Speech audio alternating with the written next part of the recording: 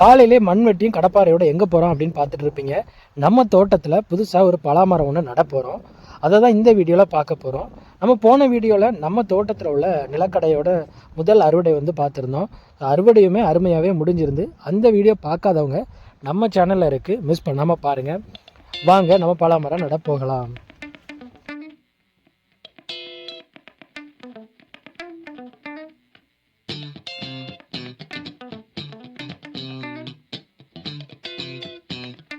நம்ம ஊர் நர்சரியில் நிறையா பலாமரங்கள் இருந்துச்சு.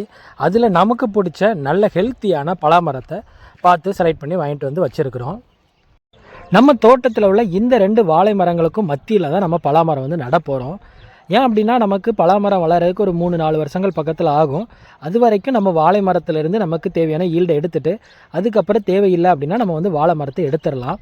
நீங்களும் உங்கள் வீட்டு தோட்டத்தில் இடங்கள் வந்து கம்மியாக இருக்குது, பெரிய மரங்கள் வைக்க ஆசைப்படுறீங்க, அது வந்து வளர்கிறதுக்கு ரொம்ப நாட்கள் ஆகும் அப்படின்னா நீங்கள் வந்து வாழை மரங்களை தாராளமாக அது கூட வச்சு வளர்க்கலாம். மண்ணையுமே நல்லா கிளறி விட்டாச்சு. அது கூட மாட்டுச்சாணத்தையும் போட்டு நல்லாவே அதை வந்து கிளறி விடுவோம். அப்போ தான் நமக்கு அந்த மண்ணும் மாட்டுச்சாணமும் நல்லா மிக்ஸ் ஆகும்.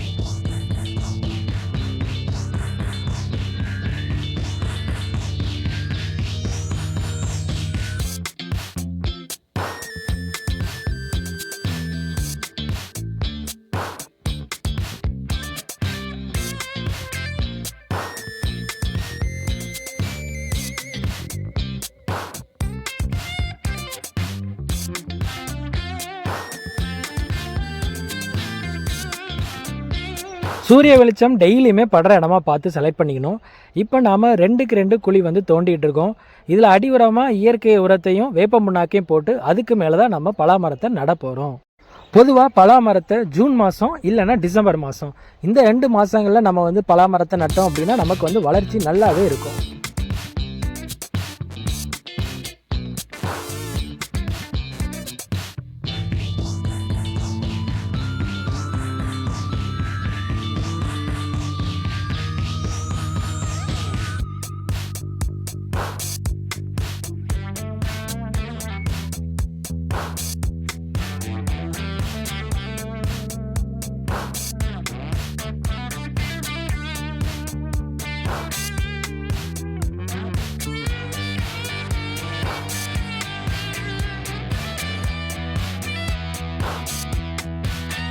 நம்ம வாங்கிட்டு வந்த பலாக்கண்ணோட பேக்கெட்டையுமே கட் பண்ணி நம்ம நட போகிறோம்.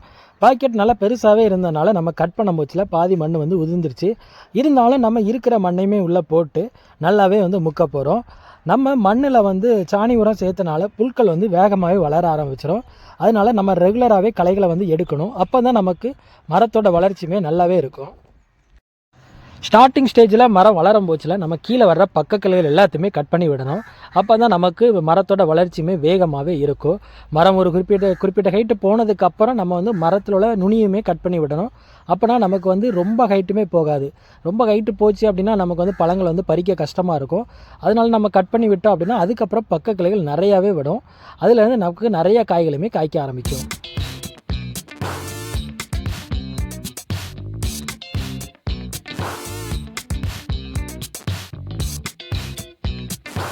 மரத்தையுமே அழகாகவே நட்டியாச்சு. தண்ணி ஊற்றுறதுக்கு தேவையான பாத்தி மட்டும் நம்ம ரெடி பண்ணிட்டோம். நம்மளுடைய வேலையுமே முடிஞ்சிடும்.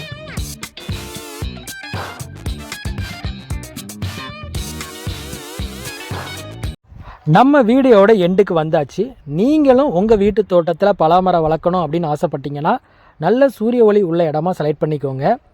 இயற்கை உரத்தை பயன்படுத்துங்க. வளர்கிற களைகள் எல்லாத்தையுமே அப்பப்போ அகற்றிக்கிட்டே இருங்க.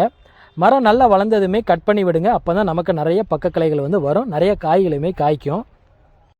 ஜூன் மாதம் அல்லது டிசம்பர் மாதம் நீங்கள் வந்து பலாமரம் நடுற மாதிரி பிளான் பண்ணிக்கோங்க.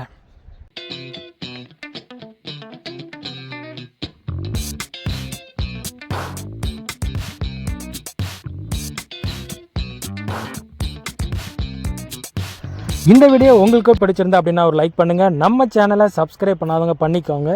தேங்க்யூ.